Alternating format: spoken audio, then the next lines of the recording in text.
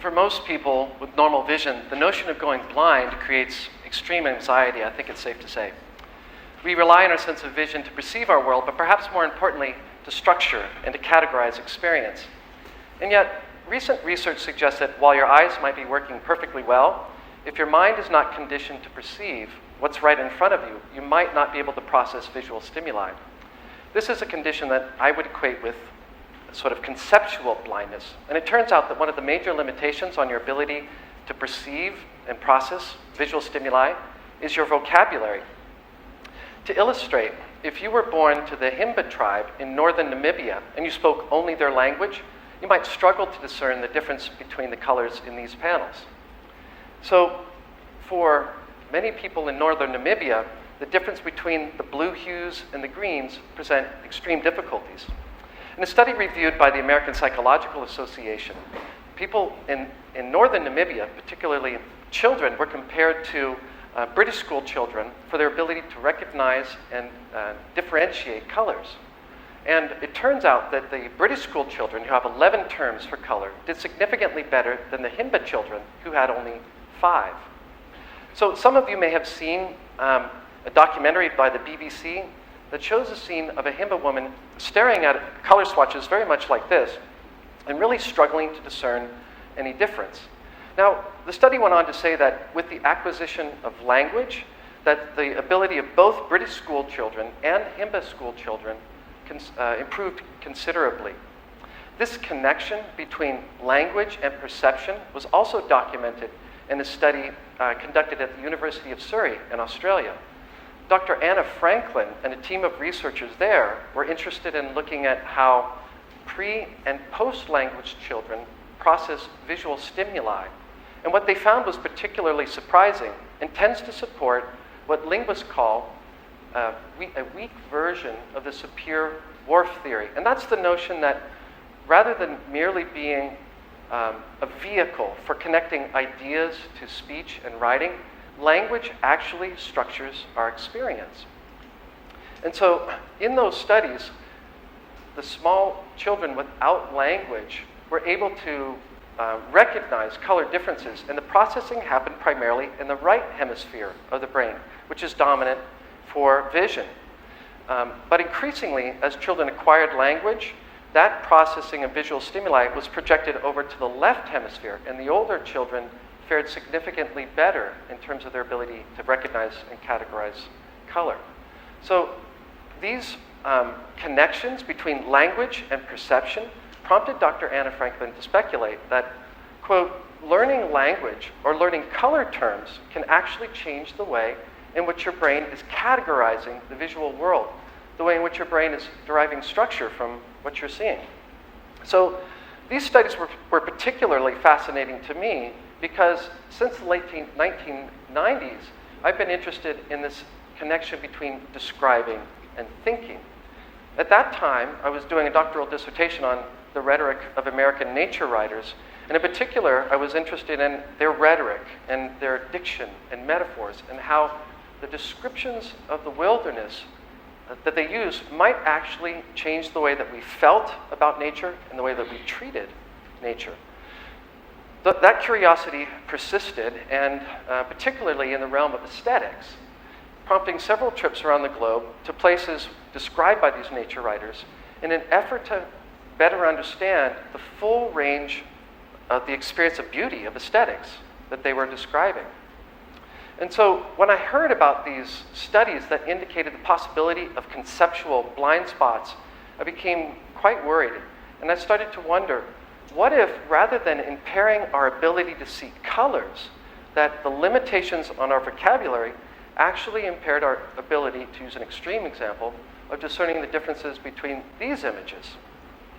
So, worried that we were at risk of becoming culturally and intellectually impaired as a result of limitations of our vocabulary, I started to think about an antidote to this conceptual blindness, and that antidote had to come in the form of language. So I started to wonder, if we were able to enhance an observer's command of language, would we be able to actually improve their ability to perceive beauty in the world? So this kind of a project ultimately is going to involve creating a word bank, a lexicon, with which to share with a wider community. So it occurred to me, why not harness the power of social media and the internet? Because every day in social media, conversations are being had around images using text, and we could seed those conversations with aesthetic terms drawn from the vocabulary of art critics in such a way that could literally be eye-opening. So the task that I'm talking about in terms of vocabulary building is equivalent, to refer to that color study I mentioned, to giving the traveler 11 terms for describing beauty, where before there were only 5. So my search for coming up with a potential word bank for this project took me to, appropriately, art critics. And I started with classical antiquity and looked at Longinus, but also Edmund Burke.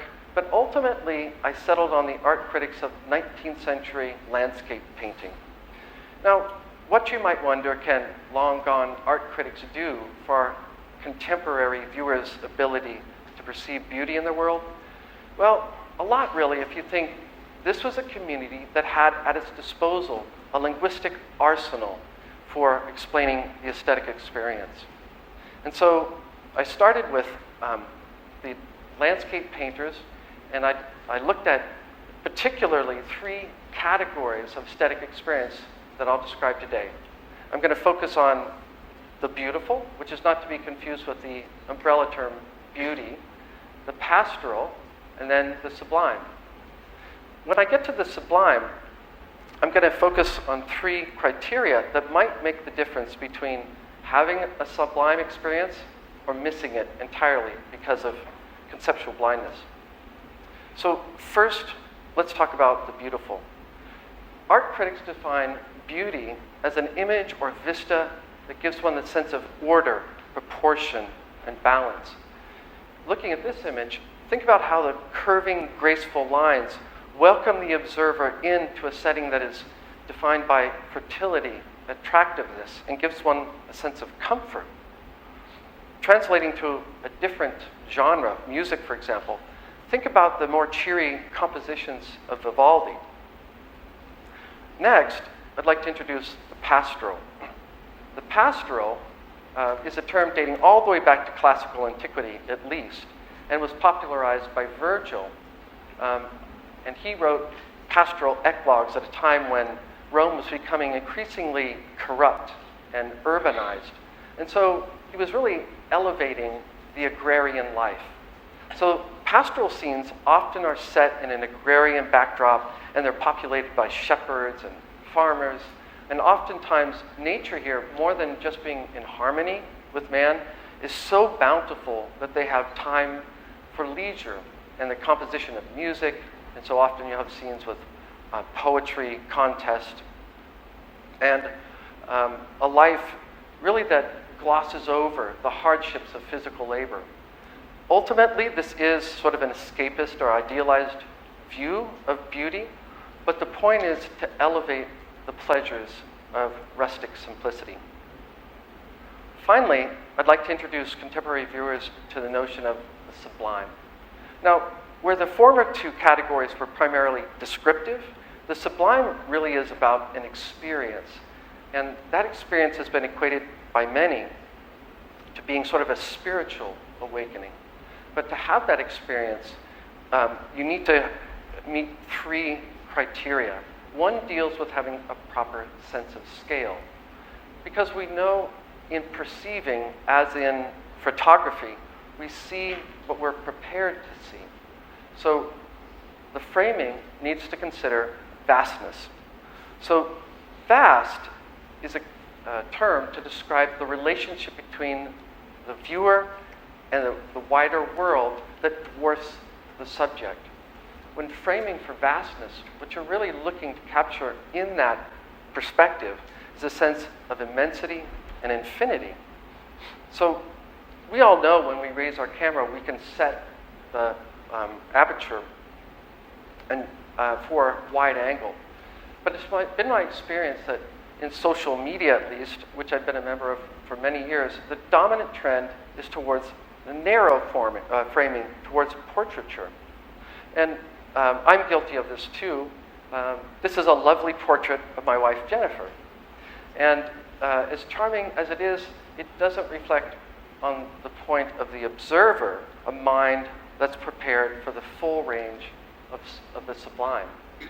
So in order to see the sublime, we need to gaze with a panoramic field of vision. So let's return to the scene, framing for vastness. Now, while there's nothing wrong with the selfie, narrowly defined, expanding the frame for vastness creates an understanding that allows for a wider range of experience. So think, for example, of the sommelier who has access to, as a result of language, a wider range of flavor profiles, and therefore can describe and taste in wine things that the rest of us are blind to. So the subject exists within a richer context if we're prepared to see it. But framing narrowly for the portrait denies the relationship between the subject and the wider world. And in some ways, that is a form of self-deception. So, framing for vastness might not be entirely all you need to have a sublime experience. Within that frame, you might merely have captured the beautiful. So we need to look for flux, or the unstoppable passage of time. Within that vast frame, look for evidence of the impermanence that change in time and matter suggests. In particular, we're looking for movement. Flux, which comes from the Latin fluxus, describes qualities of fluidity, of unpredictability. So notice how this image places the observer right on the edge of chaos. And it's that disorienting, unpredictable vulnerability that's strangely attractive in the sublime. So, frame for vastness, look for flux, and you might prepare yourself for that sublime experience of awe. Awe has been described as almost a visceral response on the part of the viewer. So we're talking about, again, not just description, but an experience. And that experience involves cultivation of the mind using language. So our vocabulary is important. When we talk about awe, we don't want to confuse it with the sort of laid-back surfer slang awesome, which connotes a sense of ease. Awe comes to us from Old English with ties to Old Germanic, and what it really suggests is wonder, but tinged with terror. And that's a surprising aspect for many of a category of beauty. But terror in the sublime comes from recognizing flux, because flux is a recognition of impermanence and our own mortality in a world that's constantly changing. So the person who wants to have a sublime experience needs to place themselves on the precipice of the unknown, needs to be on the frontier of their own experience. So it would be a mistake at this point to suggest that the kind of terror and danger that I'm talking about that's essential for the sublime is merely physical. It's quite possible that for many of us, intellectual and emotional risk is far more frightening and threatening than physical risk. To illustrate, the French critic Stendhal had a sublime experience in the cathedrals of Florence. He was overwhelmed by the soaring domes and the epic paintings and the vaulted ceilings to the point that he passed out, and they named a syndrome after him. So what we're really talking about here is an experience that is essentially a journey, and that ultimate overwhelming sense of awe is the end of the journey. Nobody who ever helicopters to the top of the peak is going to be able to claim the same kind of sublime experience as the mountain climber who slogs one step of the way laboriously to the top of the same summit. to have the sublime experience requires a kind of commitment and really is a hero's journey. So, to paraphrase Joseph Campbell, it requires a call to adventure, perhaps in the form of purposeful travel, overcoming of obstacles, winning of the boon, and returning to life transformed. So ultimately then, the aesthetic experience is available to any pilgrim, literal or metaphorical, who conditions the mind through language to appreciate that kind of beauty. So think about your language the next time you post a picture and maybe label the album Sublime Patagonia. Think about how language shapes your understanding before your next post and maybe consider calling it Pastoral Yakima. Consider that sense of flux and vastness and awe as a traveler and use the aesthetic terms available to you. Maybe reply to a friend who's traveled to Brazil, beautiful, right? In closing, it's really important to pay attention to the findings of these recent studies that link language to perception.